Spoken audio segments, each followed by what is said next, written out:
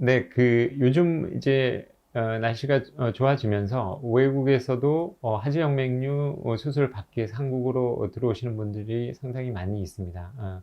이제 그분들이 이제 한국에 와서 수술 받기 전에 외국에서 이제 메신저나 이렇게 혹시는 뭐 국제 전화로 저희들한테 가장 이제 물어보는 것 중에 가장 궁금해 하시는 것이, 그러면 이제 수술하고 언제 비행기를 타도 되냐, 언제 부터 활동을 해도 되느냐, 이런 부분들이 이제 가장 궁금해 하십니다. 그런데 뭐 하지정맥류 수술의 다음 날부터 샤워나 일상생활이 가능한 거는 뭐 다 알려져 있는 것이고, 그게 이제 문제는 아닌데, 문제는 이제 비행기를 타고 장시간 비행기를 타고 움직이지 않고 계속 가야 되는 이 일을 언제쯤 할 수 있는지를 매우 궁금해 하시는데, 그거는 어떻게 보면 어떤 분은 바로 가도 될 정도로 이제 회복이 빠른 분들이 있고요.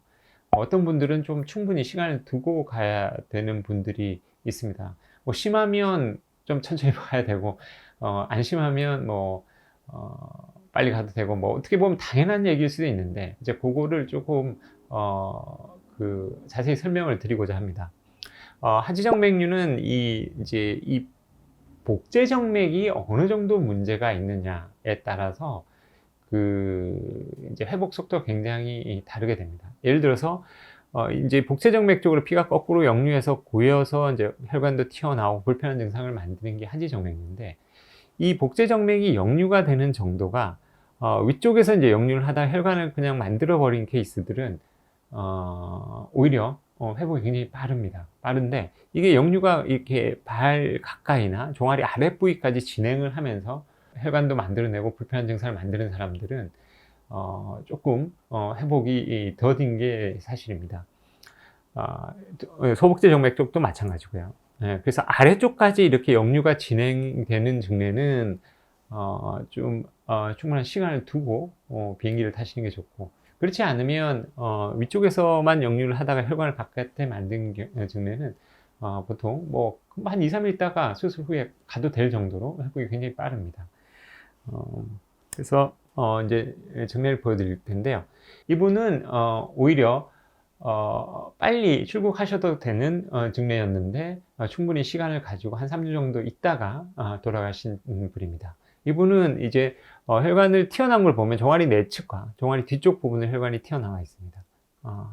그리고 우리가 초음파 검사를 해봤더니 역류가 이제 대복제 정맥이 크게 두 굴레로 이렇게 내려왔습니다. 그래서 한쪽으로는 이렇게 종아리 허벅지 안쪽으로부터 해서 종아리 내측으로 내려왔고, 하나는 허벅지 앞쪽으로 이렇게 내려서 무릎 앞쪽으로 정맥류를 같이 만들고 있었던 케이스가 되겠습니다.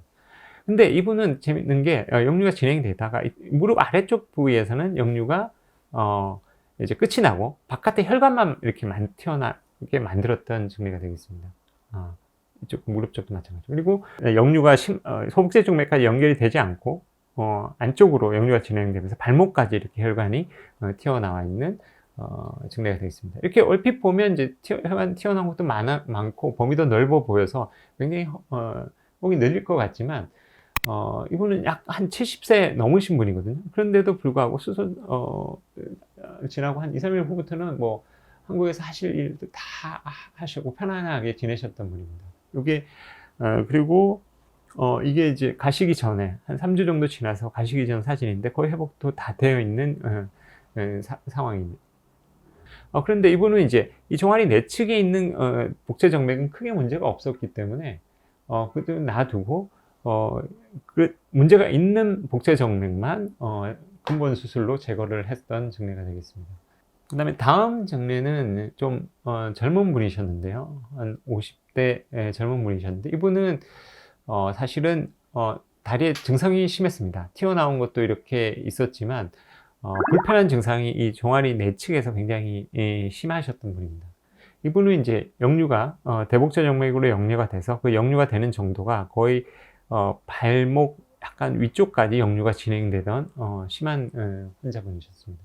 근데 이분은 이제 일정상 오래 계실 수가 없어가지고 빨리 이제 귀국을 하시게 됐던 케이스인데, 사실 이런 분은 복제정맥이 무릎 아래쪽에 있는 부분까지 다 벌어져 있기 때문에 이 부위가 이제 그러니까 근본 수술로 이제 혈관을 제거를 했던 케이스입니다. 이 종아리 내측 부위는 혈관 옆에 신경이 붙기 때문에 뭐 다른 수술을 하기 힘들다고 말씀을 드렸습니다. 그래서 확실히 없애주는 근본 수술을 해줘야지만이 증상도 깨끗하게 나고 재발도 없어지고 보이는 혈관들도 깨끗하게 처리가 됩니다.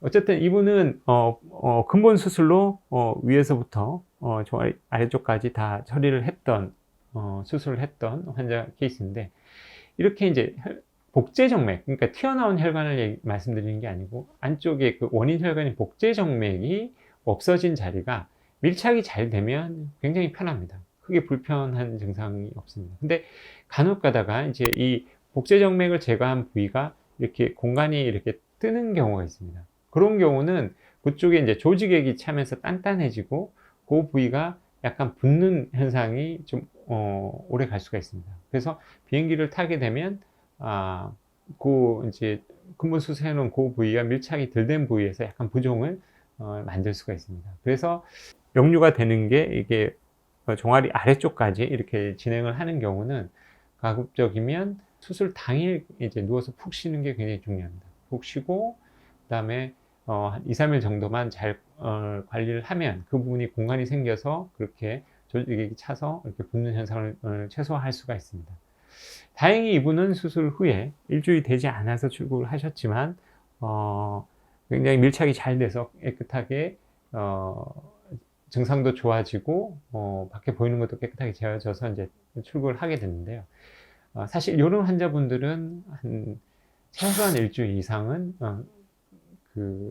와서 경과 관찰을 보고 가는 것이 훨씬 안전하다고 말씀드릴 수가 있겠습니다. 그래서 너무 이렇게 촉박하게 수술을 하고 뭐 한 2, 3일 있다가 이렇게 출국하고 이런 거는 정말 조금 바람직하지가 않고요.